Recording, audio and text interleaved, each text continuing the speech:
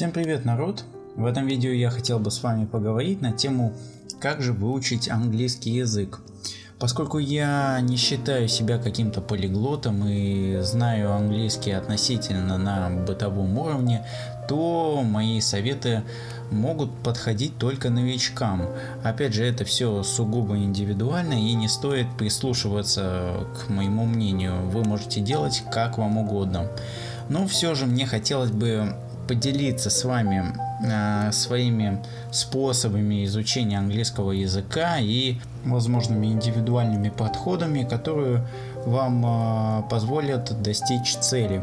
Перед записью этого ролика я посмотрел множество видео на YouTube на эту тему и понял то, что другие блогеры не вносят конкретику. То есть в свои видео они рассказывают то, что можно изучить английский, если ты будешь там читать книги, если ты будешь проходить аудирование, если ты будешь изучать грамматику. Ну, это понятно любому новичку, который изучает английский язык.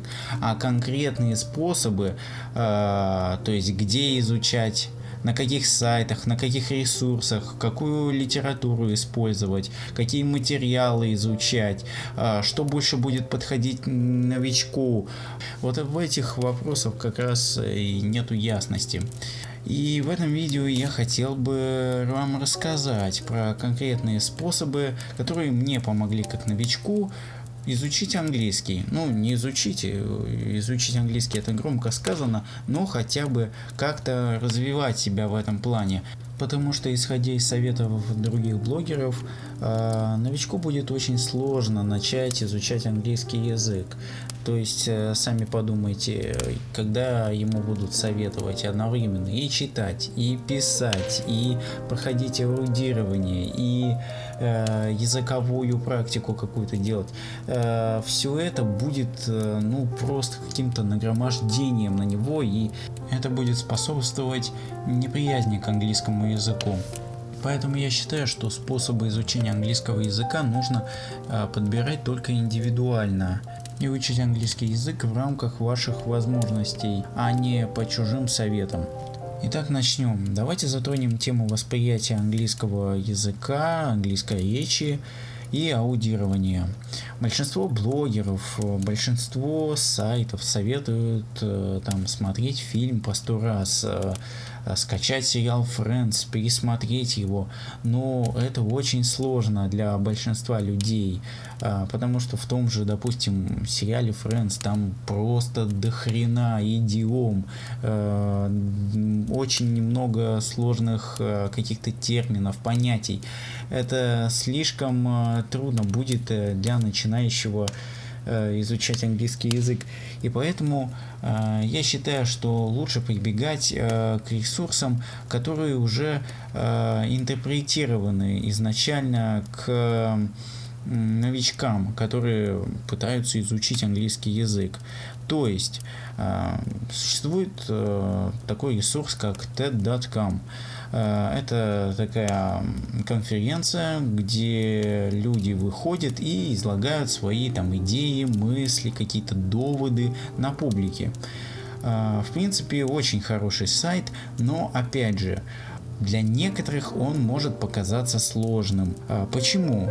Потому что подавляющая масса людей в этих видео это все-таки англоязычный слой населения. И большинство людей будет очень трудно воспринимать их речь.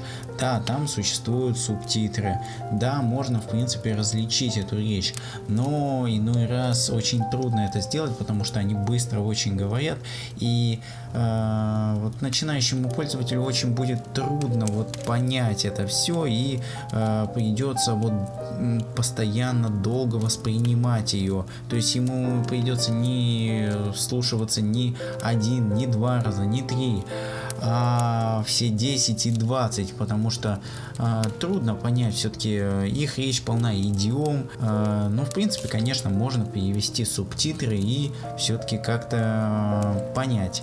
Но я считаю, что прекрасной альтернативой сайту TED.com будет сайт VOA America, VOA Learning English, если правильно говорить. Это замечательный сайт, где существует множество интерпретированных под новичков английских статей, где при этом диктор озвучивает эту статью, и эту статью можно потом замедлять или увеличивать, как допустим на YouTube. Правда, в версии, которая на сайте, нельзя замедлять или увеличивать скорость самой записи, но это можно сделать в приложении, которое можно скачать на Google Play, оно будет примерно так же называться.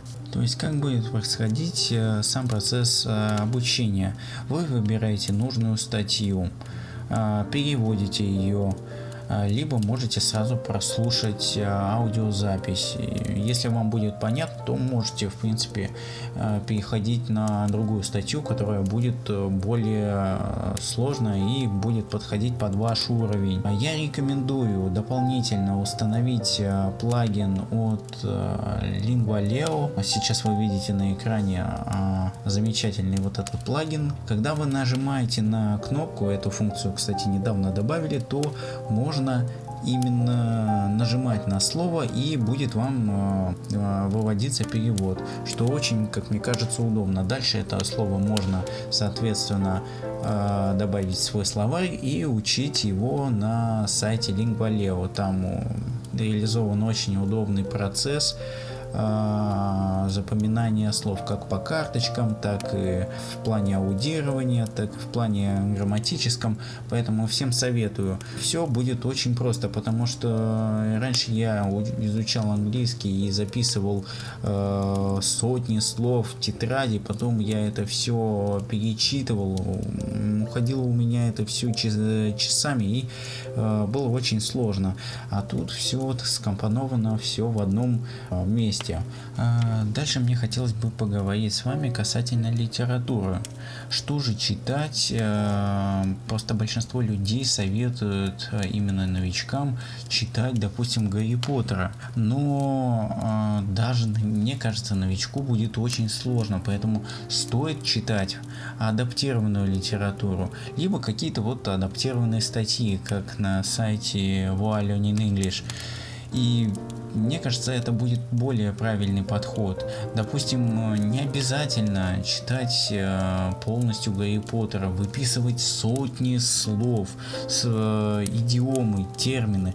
Можно начать с обыкновенной маленькой какой-нибудь книжки, как, допустим, Зора или Робинзон Крузо. Все это написано на достаточно бытовом языке. И не нужно ставить себе цель изучить как можно больше слов. В процессе обучения вы сами будете находить эти слова, и они будут запоминаться. В любом случае, при долгом чтении книг или статей эти слова будут вам встречаться, и вы будете как бы машинально их запоминать. Насчет языковой практики скажу, что совсем не обязательно иметь иностранного напарника, с которым вы будете говорить, или репетитора. В принципе, если вы занимаетесь самостоятельно, можно разговаривать с самим собой. Не сочтите это за шизофрению, но действительно этот способ хорош. Вы можете себе сами задавать какие-то вопросы и пытаться на них ответить. А навык умения рассказывать очень хорошо развивает пересказ. То есть вы берете какой-то момент, допустим, из статьи или из книги и пытаетесь его пересказать. Ну, а на этом все. Я поделился с вами своими способами изучения английского языка. В будущем я, может быть, сниму еще дополнительное видео на эту тему. Спасибо за просмотр, ставьте лайки и подписывайтесь на канал. Всем пока!